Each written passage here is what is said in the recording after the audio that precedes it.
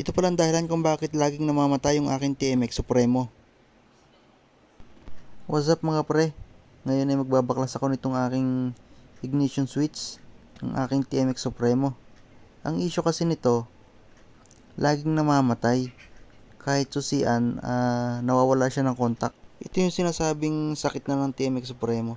Pagkabaklas ko dito sa ignition switch, dinala ko sa shop. Kasi wala akong pantanggal itong tornilyong to. Special tool kasi ang gamit dito. Ito mga pre, bubuksan ko na para makita na natin kung anong nasa loob. Ayan. Bali meron siyang dalawang bulitas. Dito yan nakalagay sa may spring. Ingatan lang na wag mawala kasi importante ito. Hindi naman kasi ito ilalagay dito kung wala itong purpose. Paghihiwalayin ko lang itong black and white kasi nandito yung kanyang connection.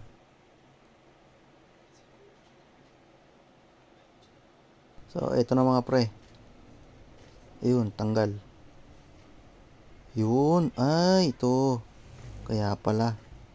Madumi na yung kanyang copper. Ayan yan, madumi yan. Diyan sila nagko-connect eh. Yan, gagawin ko, lilinisin ko lang yan. Yan, madumi. Kinuwawala siya ng connection dito. Diyan, ayan, madumi.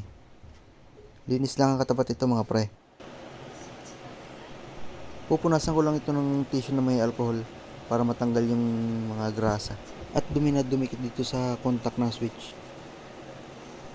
Ayan, medyo malinis na siya. Natanggal na yung mga grasa.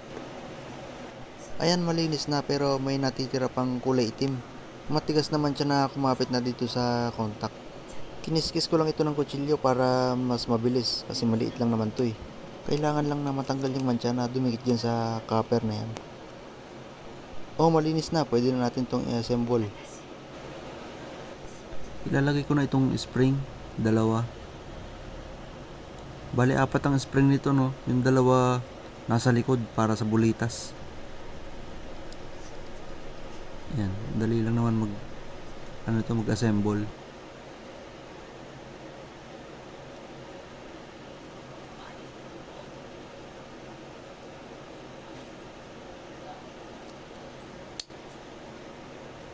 Ay, nalaglag pa.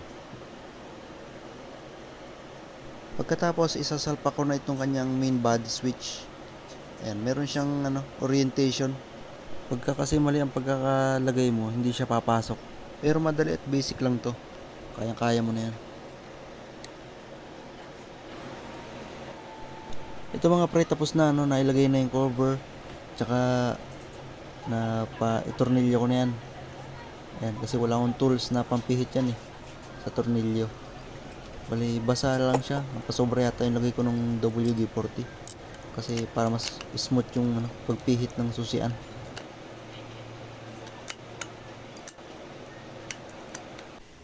Dito na tayo sa tricycle ko mga par. Bali, hindi ko na pinakita yung pagkakabit ko ng ng susian. Ito lang naman headlight yung tatanggalin dyan eh. Tapos dito na tayo sa switch. The moment of truth mga pre. So, susian ko na. Ay, ba't ayaw? Ay, nakakambyo.